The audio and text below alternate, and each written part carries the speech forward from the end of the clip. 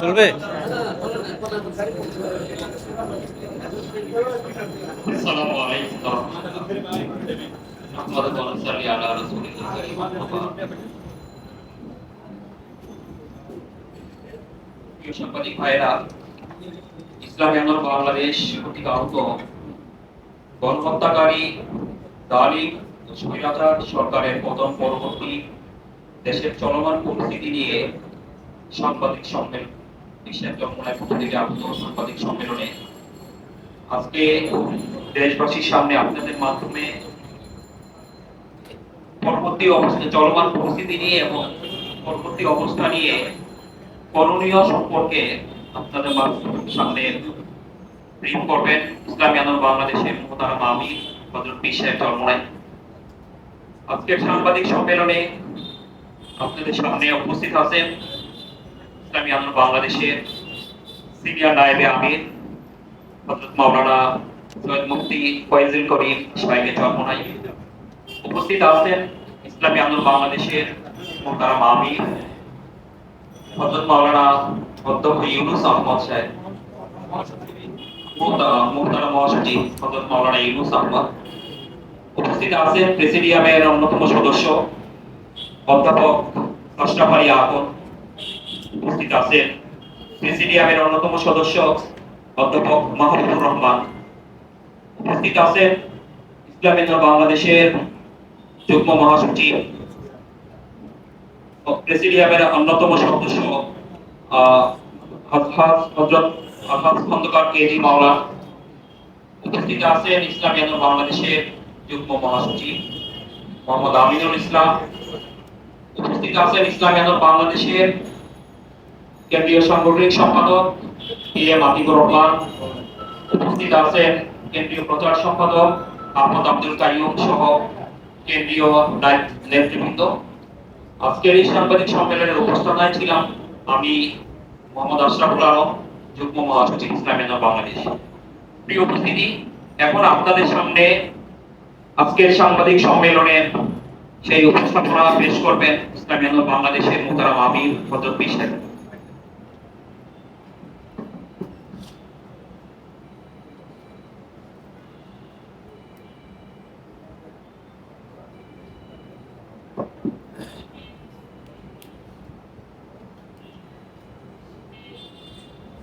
نحمده ونصلي على رسوله الكريم أما بعد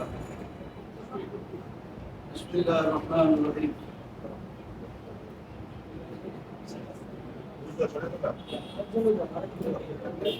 প্রিয় সাংবাদিক বন্ধুগণ, সবার হাতে দিয়ে দেন, সবাই নিয়ে নিন। ছাত্র জনতা দিয়ে দেন, সবাই নিয়ে নিন।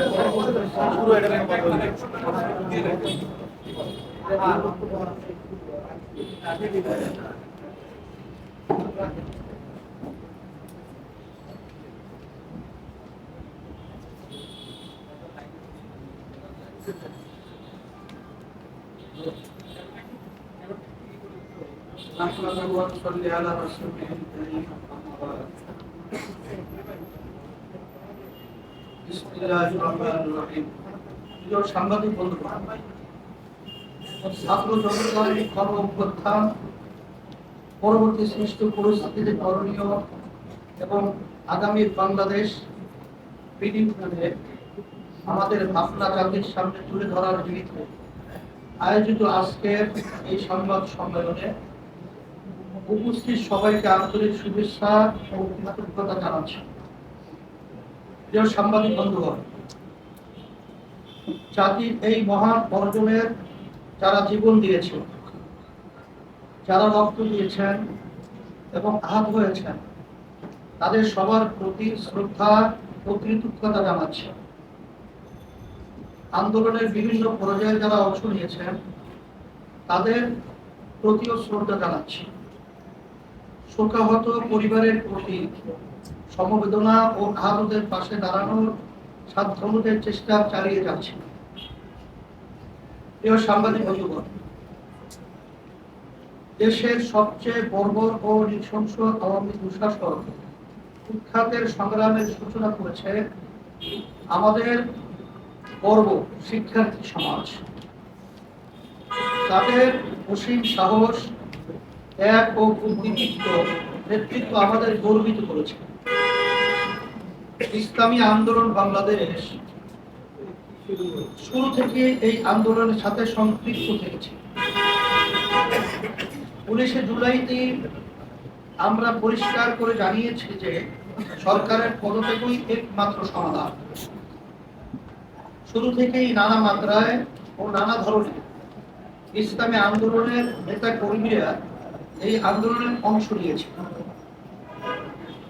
সেজন্য আমরা গর্ববোধ করি যে নৃশংস এ জালিমের পতনের মহান বিপ্লবী আমরা ভূমিকা নিতে পেরেছি। আমাদেরও অনেক ভাই জীবন দিয়েছেন এবং আহত হয়েছেন। প্রিয় সাংবাদিক বন্ধুগণ, স্বৈর শাসনের অবসান হয়েছে, এখন সময় দেশ গড়ার। এখন সময় সাম্য, সামাজিক মর্যাদা ও ন্যায় বিচার ভিত্তিক বাংলাদেশ নির্মাণে। এই যুগ সন্নিক্ষণে আগামী পরিকল্পনা হিসাবে আমরা কিছু প্রস্তাব তুলে ধরতে চাই। অনতি বিলম্বে স্বৈরাচার বিরোধী আন্দোলনে সক্রিয় এমন সকল রাজনৈতিক দল, পেশাজীবী ও বৈষম্য বিরোধী ছাত্র আন্দোলনের প্রতিনিধিদের সাথে পরামর্শ ক্রমে অনূর্ধ্ব 15 সদস্য বিশিষ্ট অন্তর্বর্তীকালীন সরকার গঠন করতে হবে, যার মেয়াদ 6 মাসের বেশি হতে পারবে না। 2 অন্তর্বর্তীকালীন সরকারের কেউ পরবর্তী নির্বাচনে অংশ নিতে পারবেন না। 3 গ্রহণযোগ্য তদন্ত কমিশন ও স্বতন্ত্র ট্রাইব্যুনাল গঠন করে জুলাই গণহত্যাকাণ্ডের বিচার করতে হবে। একই সাথে গত 16 বছরে গঠিত সকল রাজনৈতিক ও প্রশাসনিক হত্যাযজ্ঞ, গণহত্যা, গুম ও মানবাধিকার লঙ্ঘনের বিচার করতে হবে। তদন্ত সাপেক্ষে আহত নিহত পরিবারকে ক্ষতিপূরণ সহ পুনর্বাসনের ব্যবস্থা করতে হবে। এক্ষেত্রে যে সকল ব্যক্তি বা সংগঠন দোষী সাব্যস্ত হবে, তাদেরকে রাজনীতি ও নির্বাচন থেকে স্থায়ীভাবে নিষিদ্ধ করতে হবে।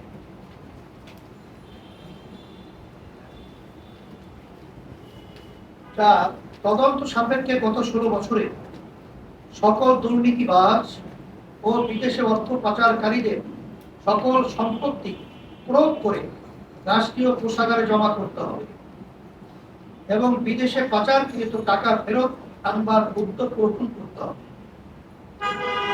বিগত 16 বছরে যারা ক্ষমতায় ছিলেন তাদের সম্পদের হিসাব দিতে হবে। সকল দুর্নীতি ও টাকা পাচারের শ্বেতপত্র প্রকাশ করতে হবে। আজ আইন শৃঙ্খলা বাহিনী, প্রশাসন, বিচার বিভাগ সহ প্রজাতন্ত্রের যে সকল কর্মচারী আইন সংবিধান শপথ লঙ্ঘন করে অপেশাদার আচরণ করেছেন তাদেরকে বিচারের মুখোমুখি করতে হবে।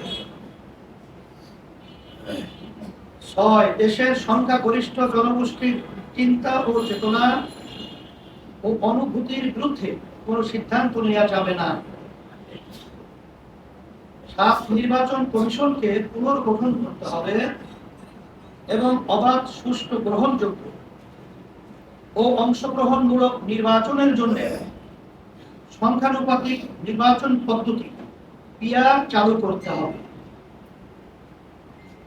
আর আওয়ামী দুঃশাসনের বিগত 16 বছরে সবচেয়ে ক্ষতিগ্রস্ত হয়েছে এদেশের সাধারণ শিক্ষা খাতের মান ও নৈতিকতা। এই ক্ষতি দ্রুত সময়ের মধ্যে কাটিয়ে ওঠার লক্ষ্যে দেশপ্রেমিক শিক্ষাবিদ ও ওলামায়ে কেরামের সমন্বয়ে একটি জাতীয় শিক্ষা কমিশন গঠন করে প্রয়োজনীয় পদক্ষেপ গ্রহণ করতে হবে। ওলামায়ে কেরাম জাতির ধর্মীয় নেতৃত্ব প্রদান করেন। তারা উন্নহ ঈমান, আমল রক্ষায় কাজ করেন। সেজন্য অন্তর্বর্তীকালীন সরকারে ওলামায়ে কেরামদের মধ্য থেকে প্রতিনিধি অবশ্যই থাকতে হবে। ছাত্র জনতার এই আন্দোলন হত্যা, লুটতরাজ ও অবৈধ ক্ষমতা প্রয়োগের বিরুদ্ধে ছিল। শিল্প ও কলকারখানা ধ্বংসের বিরুদ্ধে ছিল। এখন যদি আন্দোলনে অংশগ্রহণকারীদের মধ্য থেকে কেউ একই রকম কাজ করেন তাহলে তার সব বিরোধিতা হয়ে যায়। সেজন্য আমরা বিশ্বাস করি যারা লুটতরাজ, দখলদারি ও অরাজকতায় লিপ্ত তারা আন্দোলনে সম্পৃক্ত কেউ না, বরং তারা সুযোগ সন্ধানী। আমরা দৃঢ়তার সাথে সবাইকে আহ্বান করছি যে এখনই সব ধরনের অরাজকতা বন্ধ করুন। যারা অরাজকতা করছে তাদের প্রতিরোধ করুন। যারা দেশের সম্পদ নষ্ট করছে তাদের প্রতিরোধে এলাকায় এলাকায় প্রতিরোধ কমিটি গঠন করুন। প্রিয় সাংবাদিক বন্ধুগণ, ইসলামী আন্দোলন বাংলাদেশ মনে করে দেশের সকল নাগরিক সমান মর্যাদা ও অধিকার প্রাপ্ত। ধর্মের কারণে কাউকে আঘাত করা বা কাউকে প্রতিপক্ষ বানানোকে ইসলাম ও রাষ্ট্রীয় আইনও সমর্থন করে না। আমাদের আন্দোলনের চেতনাও তা সমর্থন করে না। সেজন্য বলবো, দেশের সংখ্যালঘুদের প্রতিটি উপাসনালয় ও ধর্মীয় স্থাপনায় পাহারার ব্যবস্থা করুন। ইসলামী আন্দোলন বাংলাদেশ ইতিমধ্যেই সেই কাজ শুরু করেছে এবং তা অব্যাহত থাকবে ইনশাআল্লাহ। উক্ত 9 দফা দাবি আদায়ের লক্ষ্যে নিম্নোক্ত কর্মসূচি ঘোষণা করছি। কর্মসূচি: 9ই আগস্ট 24 শুক্রবার বিকাল 3টায় বাইতুল মোকাররম উত্তর গেইটে বিশাল গণজমায়েত। পর্যায়ক্রমে বিভাগ ও জেলা শহরে সমাবেশের আয়োজন করা হবে। প্রিয় সাংবাদিক বন্ধুগণ, পরিশেষে আবারও গণ অভ্যুত্থানে জীবন দানকারী ও আন্দোলনে সম্পৃক্ত সকলের প্রতি শ্রদ্ধা জানাচ্ছি। আল্লাহ হাফেজ। ধন্যবাদ। আপনাদের কাছে একটা প্রশ্ন হচ্ছে, আপনি বলছেন যে অন্তর্বর্তীকালীন 6 মাসের মধ্যে হচ্ছে নির্বাচন দিতে হবে, 6 মাসের মধ্যে। কিন্তু আপনারা যারা এই আন্দোলনে ছিলেন, এর আগে এই স্বৈরাচার বিরুদ্ধে আন্দোলনে যারা ছিলেন, সবাই সমমনা দল হিসেবেই আপনারা ছিলেন, বা আপনারা বিভিন্ন সময় একই দাবিতে আন্দোলন করেছেন।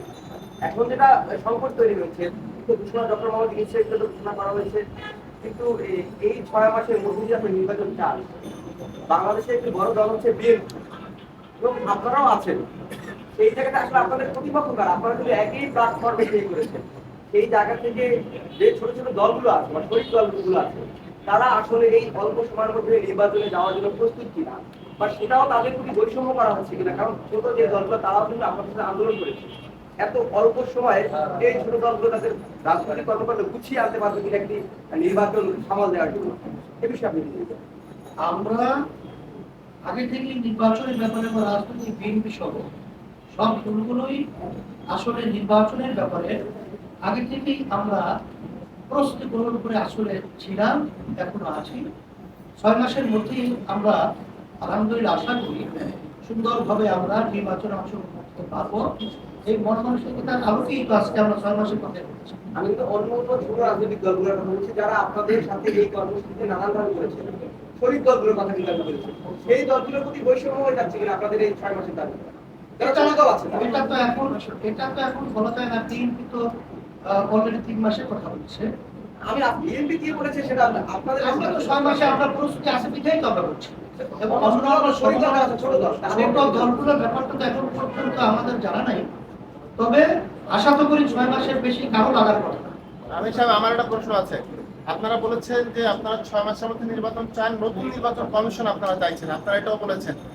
একেবারে কম সময় 6 মাস, নতুন একটা কমিশন আসবে, সব চেঞ্জ হবে, সবাই বদলাবে, প্রত্যেকটা উপজেলায় উপজেলায় প্রত্যেকটা আসনে আসনে কি আসলে এই 6 মাসের মধ্যে নির্বাচন কার্যক্রম পরিচালনা সম্ভব কিনা? আপনারা এর আগে অভিযোগ জানিয়েছেন যে 2 বছর 3 বছর সময় নিয়ে একটা কমিশন সুষ্ঠু নির্বাচন দিতে পারেনি।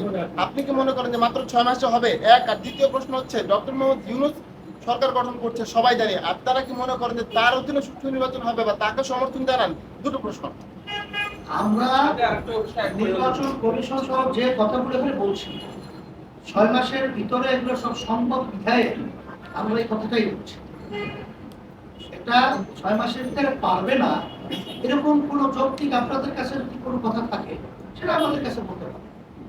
আমরা পারবো বলবো বিধায় দেব, এবং পারা সম্ভব বিধায়, এর জন্যই আমরা 6 মাস করছি।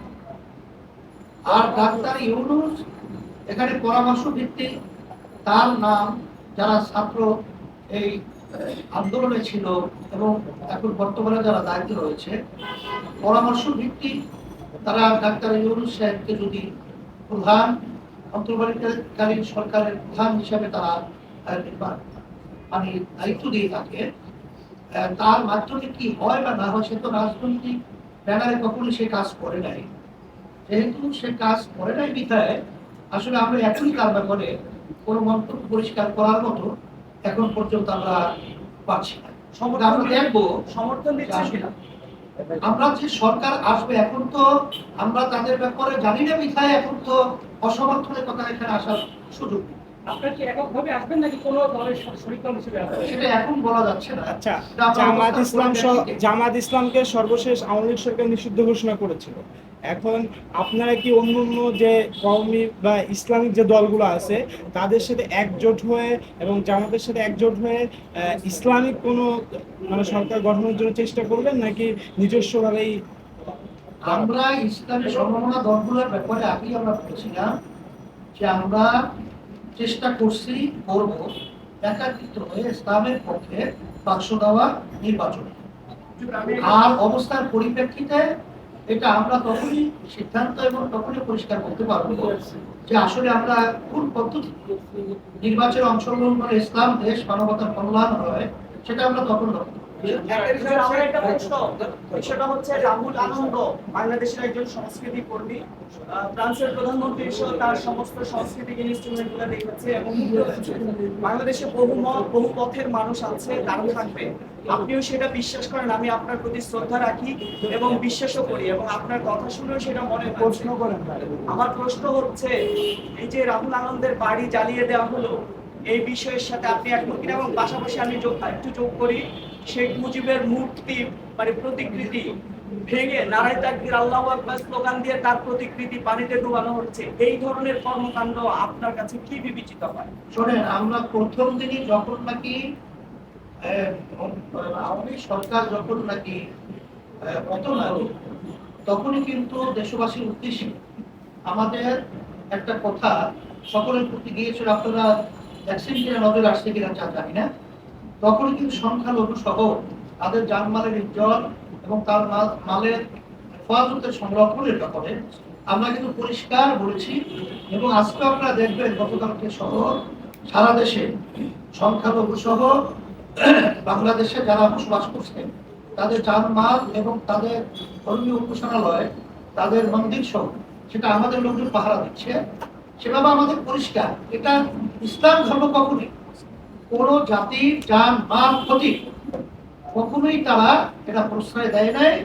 এটা আল্লাহ রাসূল সাল্লাল্লাহু আলাইহি ওয়াসাল্লাম থেকে ইতিহাস, এখন পর্যন্ত এটা আমরা কখনো দেই নাই। এবং আপনারা দেখবেন বাংলাদেশ স্বাধীনতার সময়ও এবং বিভিন্ন সময় যখন নাকি রায়ত সহ যে বিভিন্ন ঘটনা বাংলাদেশে ঘটেছিল, তখনও কিন্তু হিন্দুরা আমাদের চরমনাইতে তখন কিন্তু আমাদের বাপ দাদা সহ তাদের ওখানে তারা আশ্রয় নিয়েছিল এবং ওখানে তারা খাওয়া দাওয়া সহ ওখানে তারা কিন্তু বসবাস করেছিল।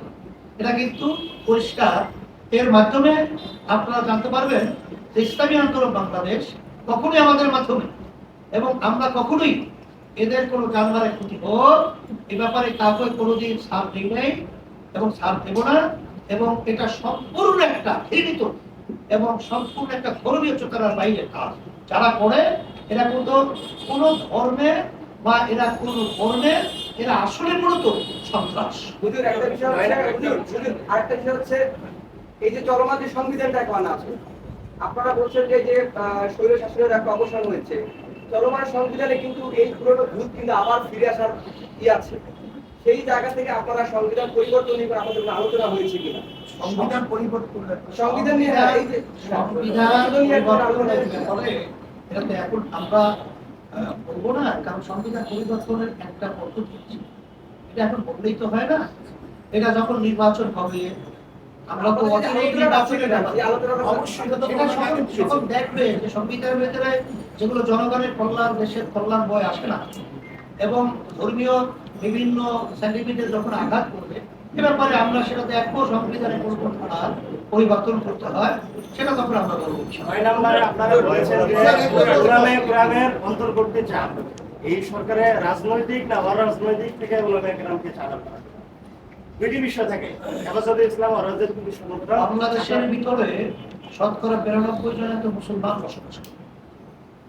সেখানে বাংলাদেশ পরিচালনার দায়িত্ব যারা পালন করবে আর সাধারণ যারা নাকি মুসলমান তাদের দিক নির্দেশনা সহ তাদের পরিচালনার ক্ষেত্রে দায়িত্ব পালন সম্বন্ধ ওলামায়ে কেরামদের উপরে ন্যস্ত।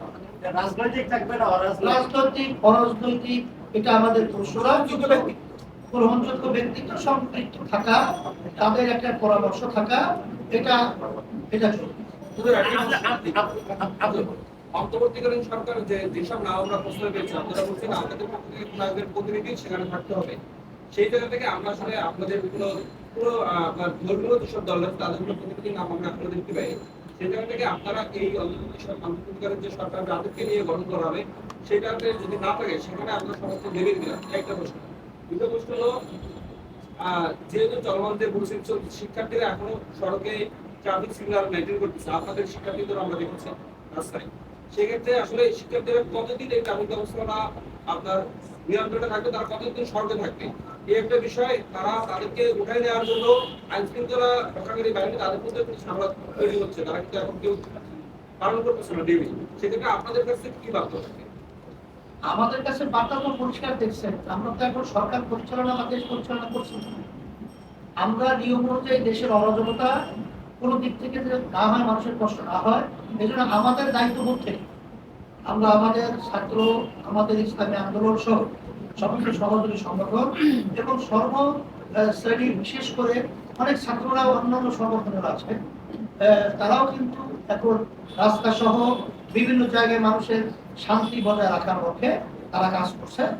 এখন আশা করি অল্প সময়ের ব্যবধানে এই অবস্থাটা কেটে উঠবে এই জন্য পদক্ষেপ সেনা প্রধান সহ প্রেসিডেন্ট সহ এবং যারা নাকি রাজপথে আন্দোলন করেছিল সবাই আমরা সজাগ সোচ্চার ব্যাপারে আছি। দলীয় প্রতিনিধি না থাকে আপনাদের ইসলামিক দলের কোনো প্রতিনিধিত্ব না থাকে সেখানে অন্তর্বর্তী সরকারে, সেক্ষেত্রে আপনারা এই অন্তর্বর্তী সরকার আমরা দাবি করব, কিন্তু আমরা যদি ওখানে না থাকে সেটা আমরা পর্যালোচনা আলোচনা করার পরে দেখব যদি আমাদের ইসলাম এবং দেশ মানবতার লক্ষ্য করে ক্ষতি হয়, এরকম কোনো যদি অবস্থা অন্তর্বর্তীকালীন সরকারের ভিতরে আমরা লক্ষ্য করি তখন আমরা কথা বলব। হুজুর, প্রথম থেকে আমরা দেখতে পাচ্ছি যে ইসলামী আন্দোলন বাংলাদেশ ছাত্রদের সাথে মাঠে ছিল এবং শেষ পর্যন্ত তারা ছিল। তো সেক্ষেত্রে আপনাদের কি বিশেষ কোনো রূপরেখা আপনারা কি দিতে চান কিনা যে অন্তর্বর্তীকালীন সরকারে যে এই লোকজনরা থাকবেন, অথবা আপনাদের ভিতর থেকে কাউকে কি আপনার যদি দায়িত্ব দেওয়া হয় সেক্ষেত্রে কি আপনারা নেওয়ার জন্য প্রস্তুত আছেন? না, সেটা আমরা আমাদের কথা বলছি। আজকে আমাদের আপনাদের মাধ্যমে যে কথাগুলো বলছি তার ভিতরে কথা বলছি, তারপরেও আমরা আমাদের রূপরেখা সেটা ক্লিয়ার যে পদ্ধতিটা আমরা বলেছি, ক্লিয়ার পদ্ধতিটা আসলে সব এই ঝামেলার মূলত সমাধানের একটা সুন্দর পদ্ধতি। এটা আমরা বারবার বলে আসছি, এখনো বলছি, এবং আমাদের প্রস্তাব তো ধারাবাহিকতায় থাকবে। এটা আমরা যেহেতু রাজনীতি সচেতন এই দেশের কল্যাণের জন্য কাজ করছি, সেই হিসাবে যখনই যে সুবিধা অসুবিধা আসবে এটা আমরা লক্ষ্য রেখেই আমরা আমাদের নিয়ম অনুযায়ী আমরা কথা বলবো। আপনারা কোনো নাম প্রস্তাব করবেন কিনা যে আমাদের চাইলে আমরা অবশ্যই করব। সেটা আমাদের দায়িত্ব থেকে আমরা বলছি যে এখানে অন্তর্বর্তীকালীন সরকারের রূপরেখাটা কেমন হবে এবং কি কি থাকা দরকার, এটা তো এর ভিতরে আমরা এই কথাটা নিয়ে আসছি। নামের বিষয়ে আপনারা স্পষ্ট কোনো কথা হয়েছে কিনা আপনাদের? সমন্বয়কদের সাথে কথা হয়েছে, আমি একটা প্রশ্ন তাদের সাথে কথা হয়েছে। আমরা কিন্তু বঙ্গভবনে ওখানে আমাদের কথা বলে আসছি। আমি একটা প্রশ্ন করি, দীর্ঘদিন আওয়ামী লীগ ক্ষমতায় ছিল, আওয়ামী লীগের একটা ভোট ব্যাংক কিন্তু বাংলাদেশে আছে। আর তো সামনের যে নির্বাচন হতে যাচ্ছে কিংবা এই যে দল গঠন হচ্ছে, অন্তর্বর্তীকালীন সরকার গঠন হচ্ছে, এখানে আওয়ামী লীগের কোনো প্রতিনিধি নাই। তার মানে কি আমরা আগে যেটা দেখেছি যে একতরফা ভাবে আওয়ামী লীগ দেশ শাসন করেছে, এখন কি আবার একতরফা ভাবে বিএনপি বা জামায়াত বা ইসলামী আন্দোলন আর দেশ শাসন করবে কিনা? আপনারা কি মনে করেন আওয়ামী লীগকে রাখা জরুরি কিনা? সাথে একটু যোগ করি, আপনারা এখানে আমরা একটা কথা বলছি, যারা নাকি দুর্নীতিবাজ, যারা নাকি অশান্তি এবং হত্যাযজ্ঞের সাথে জড়িত, এই ধরনের রাজনীতি করারই তাদের অধিকার, যে আওয়ামী লীগই হোক অন্য কোনো দলেরই হোক। এটা আমরা নৈতিক কথা কিন্তু আজকে আপনাদের মাধ্যমে আমরা এই কথাটা কিন্তু জাতির সামনে সর্বত্র আমাদের অবস্থানটা পরিষ্কার করেছি। এখানে আওয়ামী লীগ বর্তমানে যে তাদের কার্যক্রম এবং এই 16 বছরে তাদের কার্যক্রম দেশ বিদেশে সর্বত্র আন্তর্জাতিকভাবে তাদের ব্যাপারে কি কথাগুলো এসেছে এটা আপনাদের সামনে পরিষ্কার। যদি দুর্নীতিবাজ হয় এবং তারা যদি দেশের অকল্যাণের কাজ তারা করে থাকে, অনিয়ম করে থাকে, হত্যাযজ্ঞ সহ মানুষের অশান্তি তৈরি করে থাকে, সেটা আলোচনার ভিত্তিতে সেটা দেখা যাবে যে আসলে আওয়ামী লীগ বলেন বা বিএনপি বলেন বা অন্য আদার্স কোনো দল বলেন, তার আসলে নির্বাচনে আসার আসলে উপযুক্ত। আমরা কিন্তু এখানে সাধারণভাবে তারা নির্বাচনে আসবে, তারা নির্বাচন করার যৌক্তিক দাবি রাখে এবং তাদের মাধ্যমে দেশ পরিচালনা হওয়া উচিত, সেটা কিন্তু আমরা কথা বলেছি আমাদের আজকে বক্তব্যের মাধ্যমে। এখানে আমি একটা কথা বলতে চাই, দেখেন এই দুর্নীতি, দুঃশাসন, হত্যার বিরুদ্ধে আমাদের আন্দোলন ছিল, কিন্তু এই 2-3 দিনের মধ্যে আমরা কি দেখেছি? 2-1 দিনের মধ্যে আবারও সেই দখলদারি, আবারও সেই দখলদারি, আবারও সেই চাঁদাবাজি, এগুলো শুরু হয়ে গেছে। আমরা চাই না দেশের দখলদারির কোনো দেশ, আমরা চাই না চাঁদাবাজির কোনো দেশ নেই। আমরা চাই মানুষ শান্তিতে থাকবে, প্রত্যেক অধিকার ফিরে পাবে, এইটা আমাদের মহা দাবি। সেটা বিএনপি হোক, যে পার্টি হোক না কেন, যারা বর্তমানে আবার সুযোগ পেয়ে হত্যাযজ্ঞ চালাইতেছে, ধ্বংস করতেছে, দখলদারি করতেছে, চাঁদাবাজি শুরু করছে, এদেশের জনগণকে বলবো তাদেরকে প্রত্যাখ্যান করো। যারা আমরা দেখবেন, সাংবাদিকরা দেখবেন, খতিয়ে দেখবেন, আমরা বলছি তো এটা কোনো দলের না, চিহ্নিত মহল, জামাত পরিচিত মহল। আমি আপনাকে প্রশ্ন করেছিলাম জামাত নিষিদ্ধের ব্যাপারটা, ওই ব্যাপারটাতে কিন্তু আপনি এড়িয়ে গেছেন। যে আওয়ামী লীগ সরকার শেষ সময়ে জামাতকে নিষিদ্ধ করেছে, তারা রাজনৈতিকভাবে নির্বাচন আসতে পারবে কিনা এই বিষয়ে কথা বলেছে। ওটা শেখ হাসিনা যে দেশ ছেড়ে পালিয়েছে এবং তাদের ঊর্ধ্বতন কর্মকর্তারা দেশ ছেড়ে পালিয়েছেন, এবার একজন প্রশ্ন করলে আপনি এটা আমরা এখানে বলছি তো, আরে ভাই আমি প্রশ্ন তাদেরকে করছি না, আপনি বিভিন্ন খালি বাইরে পর্যায়ে দিয়ে বলেন। সব আইনের আওতায় নিয়ে এসে ব্যবস্থা করার জন্য এখানে আমরা এই কথাটা বলছি। আমার একটা প্রশ্ন, ডক্টর মোহাম্মদ ইউনূস একজন অর্থনীতিবিদ হিসেবে আসলে পরিচিত, আমরা সেই হিসেবে চিনি এবং তার প্রতি নোবেল প্রাইজ পেয়েছেন। এখন এই সমস্যা অন্তর্বর্তীকালীন সরকারের প্রধান উপদেষ্টা হিসেবে নিযুক্ত করা হয়েছে। কিন্তু অর্থনীতিবিদ একজন, তার অর্থনৈতিক ভাবনা ইসলামী আন্দোলন কিভাবে দেখে এবং সেই দায়িত্বের জায়গা থেকে যখন তিনি একটি রাষ্ট্রের অন্তর্বর্তীকালীন সময়ের প্রধান উপদেষ্টা হচ্ছে, সেই সময় তার ব্যক্তির ভাবনা, রাষ্ট্রের উপর ভাবনা, সেটিকে ইসলামী আন্দোলন কিভাবে এটা আমরা পরিষ্কারভাবে বলেছি যে তার ব্যাপারে রাজনৈতিক মাঠে কার্যক্রম এখনো আমাদের কাছে স্বচ্ছ না। সে দায়িত্ব পালন করার পরেই যদি কোনো দেশের ক্ষতিকারক বা রাজনৈতিক যাই বলে যদি সে অযোগ্য হয় বা সুবিধা অসুবিধা আমরা এটা লক্ষ্য করার পরেই আমরা তাদের ব্যাপারে কথা বলব। জামাত এই শেষ নিষিদ্ধের প্রশ্ন, ব্যাপারটা, একটা প্রশ্ন, একটা শেষ জামাত প্রশ্ন। নিষিদ্ধের ব্যাপারটা যেটা যে শেষ সময়ে জামাতকে নিষিদ্ধ করা হয়েছে, এখন ধন্যবাদ সাংবাদিক ভাইরা। আপনার প্রয়োজন হয় না, কথা মনে হয় সবই এসে গেছে। আপনাদের সকলকে ধন্যবাদ। আল্লাহ রাব্বুল আলামিন সবাইকে ভালো রাখুন দেশের এবং সবাই কল্যাণে আপনাদের সহ আমরা সবাই যদি একাত্রিত হয়ে কাজ করতে পারি